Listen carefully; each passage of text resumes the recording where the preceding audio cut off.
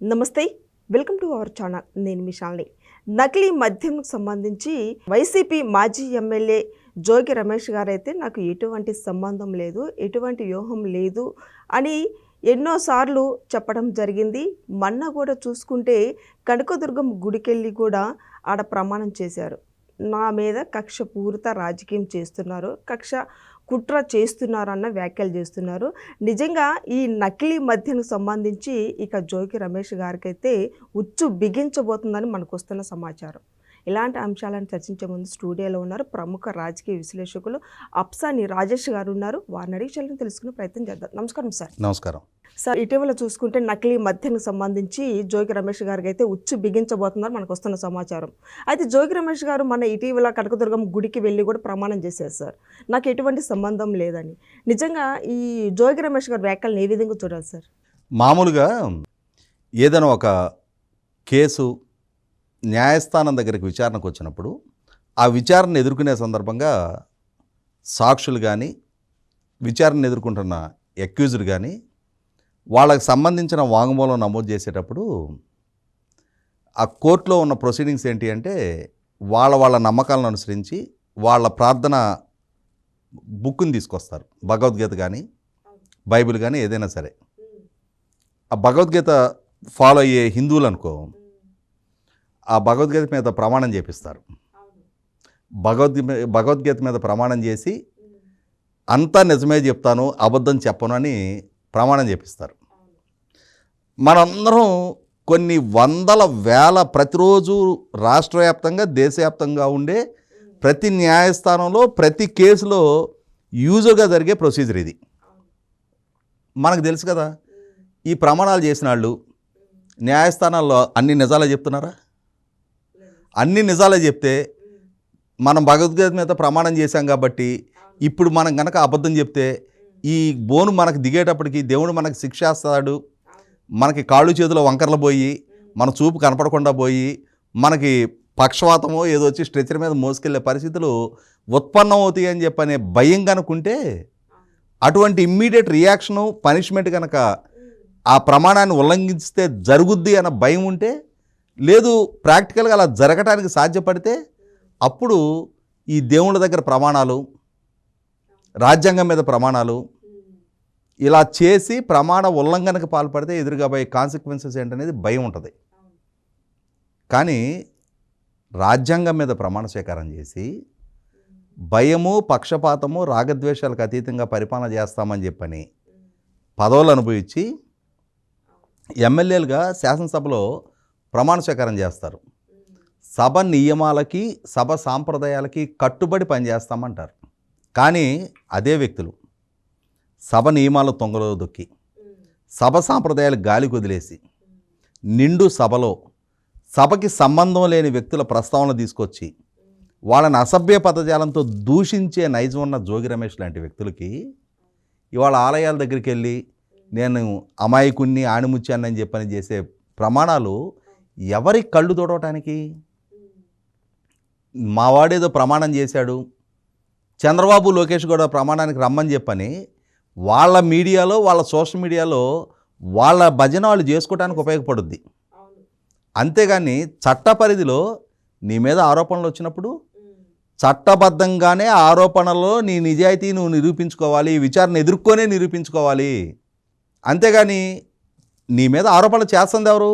చంద్రబాబు నాయుడు గారు, లోకేష్, పవన్ కళ్యాణ్ గారు నీ మీద ఆరోపణ చేస్తున్నారా? లేదు ఎక్సైజ్ మినిస్టర్ నీ మీద ఆరోపణ చేస్తున్నారా? నీ మీద ఆరోపణ చేస్తుంది నువ్వు చెప్పుకున్న అద్దేపల్లి జనార్దన్ రావు, అద్దేపల్లి జగన్మోహన్ రావు, వాళ్ళ తాత మా తాత ఒకే గల్లీలో ఉండేవాళ్ళు, వాళ్ళు మేము కలిసి పెరిగాము, మా గల్లీలోనే వాళ్ళది షాప్ ఉండేది, మేము చిన్నప్పటి నుంచి గోళీలు ఆడుకున్నాము, ఒంగులు దూకులు ఆడుకున్నాము, బచ్చాలు ఆడుకున్నాము అని చెప్పని నువ్వు చెప్పిన అద్దేపల్లి జనార్దన్ రావు ఇవాళ నీవే వాళ్ళ చేత ఈ కల్తీ మద్యం తయారు చేయించావు, నువ్వే ఈ వ్యాపారం చేయించావు, ఈ వ్యాపారం చేస్తే 3 కోట్లు ఇస్తానన్నావు అని చెప్పని వాళ్ళు చెప్తున్నారు నీ మీద. నువ్వు ప్రమాణం చేస్తే నువ్వు సవాలు విసరాల్సింది వాళ్ళకి విసరాలి. నీ చెడ్డి దోస్తులు అని చెప్పని చెప్పుకున్న వాళ్ళు నీ మీద ఆరోపణ చేస్తూ ఉన్నారు. వాళ్ళకి నువ్వు వాట్సాప్లో చాటింగులు చేసావు, వాళ్ళని నీ ఇంటికి రమ్మని పిలిచావు, వాళ్ళు నీ ఇంటికి వచ్చామని చెప్తున్నారు. మీ మధ్య పూర్వపరిచయం ఉంది. నువ్వు ఇవాళ వాళ్ళు చేస్తున్న ఆరోపణలని కప్పిపెట్టడానికి పక్కదోవ పట్టడానికి చంద్రబాబు నాయుడు గారి మీద లోకేష్ గారి మీద దానికోసం సెంటిమెంట్లు ఎమోషన్స్ ముందుకు తీసుకొచ్చి ఆలయాల దగ్గరికి వెళ్ళి నేను తడి బట్టలతో ప్రమాణం చేస్తున్నా. రాజ్యాంగం మీద ప్రమాణ స్వీకారం చేసావు కదా, ఏమని చేసావు ఆ రోజున?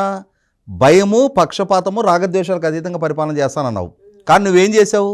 మంత్రిగా బాధ్యతలు చేపట్టిన తర్వాత నీ కొడుకును ముందు పెట్టి అగ్రిగోల్డ్ సంస్థకి ఆ సంస్థ ద్వారా జరిగిన కుంభకోణంలో బాధితులుగా మారిన వాళ్ళకి న్యాయం చేస్తానని ఎన్నికలకు ముందు నీ నాయకుడు వాగ్దానం చేశాడు. ఆ బాధితులకు న్యాయం చేయటం కోసం హైకోర్టు ద్వారా సిఐడి డిపార్ట్మెంట్ ద్వారా సీజ్ చేసిన ఆస్తుల్ని నీ కొడుకు ద్వారా వాటిని కొట్టేసి వాటిని రిజిస్ట్రేషన్ చేసుకొని వాటిని వేరే వాళ్ళకి అమ్మి డబ్బు చేసుకున్న నువ్వు నీ అధికార దుర్వినియోగానికి పాల్పడి నీ ఆదేశాలు పాటించినందుకు ఒక సబ్ రిజిస్ట్రార్ అరెస్ట్ అయ్యాడు, ఒక విఆర్ఓ అరెస్ట్ అయ్యాడు, ఒక సర్వేయర్ అరెస్ట్ అయ్యాడు. నీకే ఇంకా ప్రమాణాల పట్ల నీకెక్కడ విలువ ఉంది? కాబట్టి ఎప్పుడు ఏ ప్రమాణాల పట్ల విలువ పాటించని జోగి రమేష్ ఇవాళ ఆలయాల ముందుకెళ్ళి ప్రమాణాలు చేస్తే అవి చెల్లుబాటు కావు. ఖచ్చితంగా జోగి రమేష్ ప్రమేయం ఏంటి అనేది సిట్టు జరిపిన విచారణలో ఇప్పటికే నిర్ధారణ అయింది.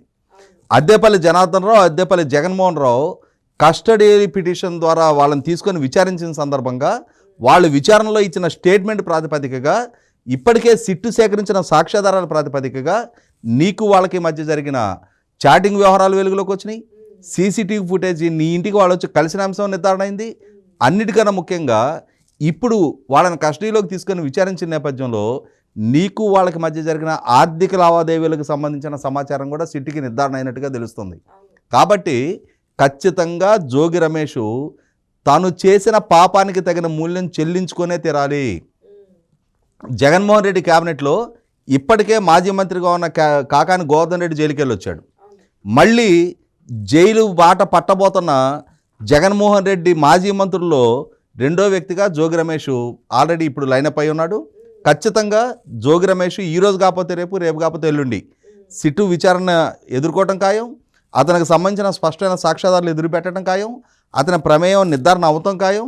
జోగి రమేష్ని మళ్ళీ ఆ రోజు ఏం ప్రమాణాలు చేస్తాడో, ఆ రోజు ఏ విధమైన సెంటిమెంట్ రగిల్చే ప్రయత్నం చేస్తాడో ఆ రోజు, ఎందుకంటే గతంలో వాళ్ళ కొడుకు ఇష్యూ జరిగినప్పుడు మొట్టమొదటిగా కులం ప్రస్తావన తీసుకొచ్చాడు. మంత్రిగా నిన్ను ఎన్నుకొని నీకు రాజ్యాంగబద్ధ పదవి కట్టబెడితే దాన్ని అడ్డు పెట్టుకొని అధికార దుర్వినియోగానికి పాల్పడి అవినీతికి నువ్వు పాల్పడి నీ కులం మొత్తం నిన్ను అవినీతి చేసుకోమని నీకు ఎండార్స్మెంట్ ఇచ్చారా? కాబట్టి వాడ నీ కులమో నీ మతమో నీ సెంటిమెంట్లో నువ్వు చేసిన తప్పులను కాపాడో 100% జోగి రమేష్ విచారణ ఎదుర్కోవాల్సిందే. అతను అరెస్ట్ కావడం కూడా ఖాయం. సార్, జోగి రమేష్ నాకు ఎటువంటి సంబంధం లేదని చెప్తున్నారు కదా, మరి ఈ తప్పులన్నీ చేసి కూటమి ప్రభుత్వం మీద దుమ్మెత్తి పోస్తూ ఉన్నారు ఇప్పటి వరకు కూడా. కానీ కూటమి ప్రభుత్వం ఎలాంటి చర్యలు తీసుకోవట్లేదని చెప్పి మనకి సమాచారం, ప్రజల నుంచి వస్తున్న సమాచారం సార్ ఇది. అంటే ఒకటి, ఇప్పుడు కూటమి ప్రభుత్వం జగన్మోహన్ రెడ్డి చేసినట్టుగా ఒంటెద్దు పొగడ పోదు. జగన్మోహన్ రెడ్డి ఆ రోజున ఎటువంటి సాక్ష్యాధారాలు లేకపోయినా, ఎటువంటి ప్రాపర్ డ్యూ ప్రాసెస్ ఫాలో కాకుండా అచ్చెన్నాయుడు గారి దగ్గర నుంచి మొదలుపెట్టి చంద్రబాబు నాయుడు గారి దాకా వరుస క్రమంలో అందరిని అరెస్టులు చేసుకుంటూ వచ్చాడు. అరెస్టులు చేసావు, కానీ ఒక్కరి ప్రమేయాన్ని నిర్ధారించే స్పష్టమైన సాక్ష్యాధారం అతని దగ్గర లేదు.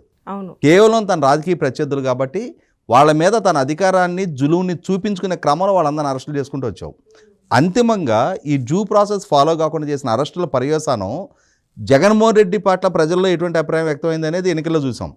ఇవాళ ఆ రోజు బాధితులుగా మారి అరెస్ట్ అయిన అచ్చెన్నాయుడు గారైనా, చంద్రబాబు నాయుడు గారైనా, జేసీ ప్రభాకర్ రెడ్డి గారు లాంటి వాళ్ళందరూ వాళ్ళ పట్ల ప్రజల్లో ఎటువంటి అభిప్రాయం వ్యక్తమైంది అనేది వాళ్ళ కళ్ళ ముందు కనిపిస్తూ ఉంది. కాబట్టి వాళ్ళ ఎన్డీఏ కూటమి ప్రభుత్వం తాను జగన్మోహన్ రెడ్డి చేసినటువంటి దుందుడుకు చర్యలకు పాల్పడకుండా ఒక ప్రాపర్ ప్రొసీజర్ ఫాలో అవుతూ ఎవరెవరు ఏ తప్పులు చేశారనేది వాళ్ళ వర్షన్ చెప్పుకోవటానికి కూడా న్యాచురల్ జస్టిస్ అంటారు, సహజ న్యాయసూత్రం. ఆ సహజ న్యాయసూత్రానికి అనుగుణంగా వాళ్ళకు కూడా నోటీసులు ఇచ్చి వాళ్ళని విచారణకు పిలిచి వాళ్ళ వర్షన్ తీసుకున్నాక వీళ్ళ దగ్గర ఉన్న సాక్ష్యాధారాలు వాళ్ళ ముందు పెట్టి వాళ్ళని ప్రశ్నించి వాళ్ళు విచారణకు సహకరించకుండా ఉంటే అప్పుడు అరెస్టులు చేస్తూ ఉన్నారు.